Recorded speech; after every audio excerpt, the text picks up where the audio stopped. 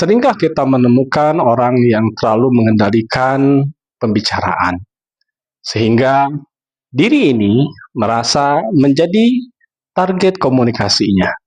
Kita yang menjadi target pembicaraan, dan kita hanya bisa mendengarkan begitu banyak kata-kata yang keluar dari mulutnya.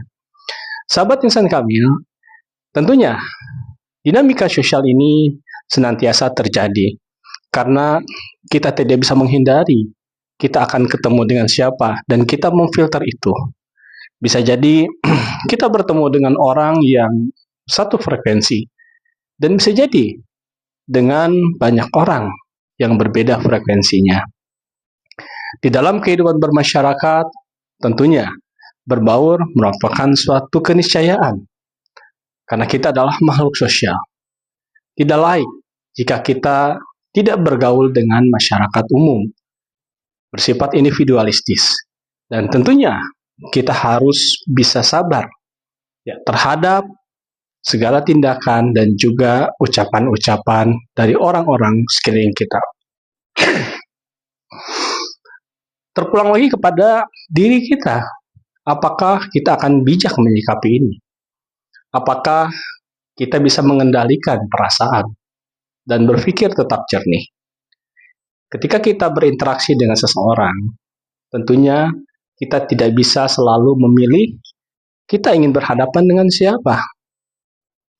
Ketika kita bermasyarakat ataupun berinteraksi dalam perkara-perkara lainnya, misalnya perkara bisnis dan lain sebagainya, maka tentunya kendali diri janganlah sampai terintervensi dengan kendali orang lain kepada kita.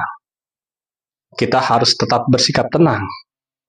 Kita pahami bagaimana latar belakang pengalaman orang tersebut, bagaimana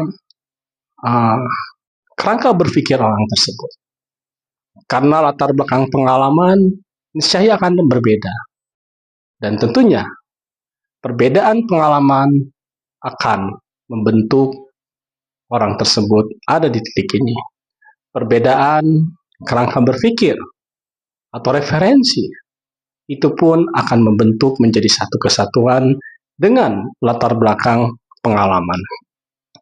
Ketika kita memahami ini, tentunya kita akan memaklumi jika ada seseorang yang menurut pendapat kita berbicara terlalu mengendalikan, terlalu memonopoli, terlalu mengatur, terlalu sok tahu.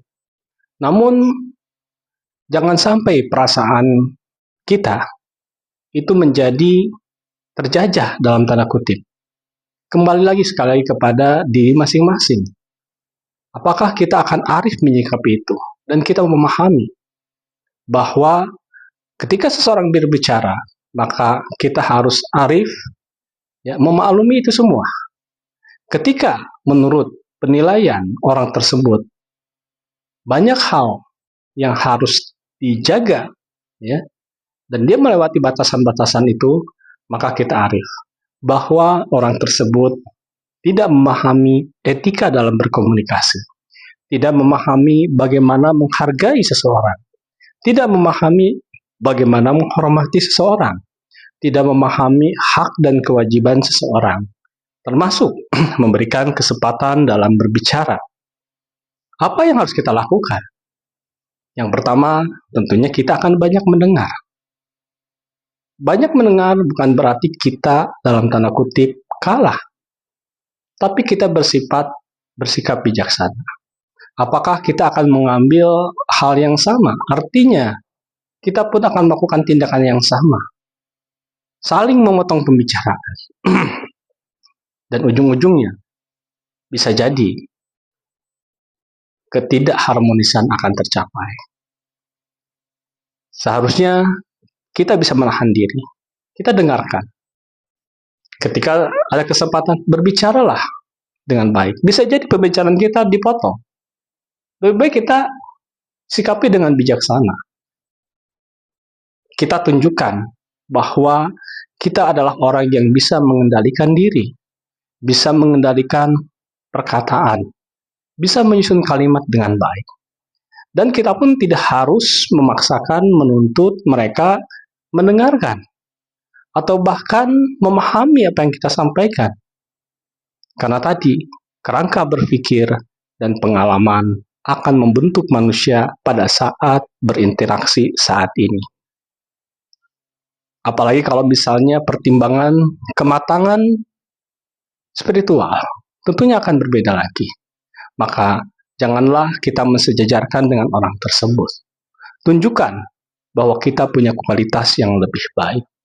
Untuk itu, pahami dinamika sosial, bahwa manusia yang di sekeliling kita itu tidak bisa dipaksa harus memahami kita. Kitalah yang harus memahami mereka dan bertindak secara terkendali, secara hikmah, secara bijaksana.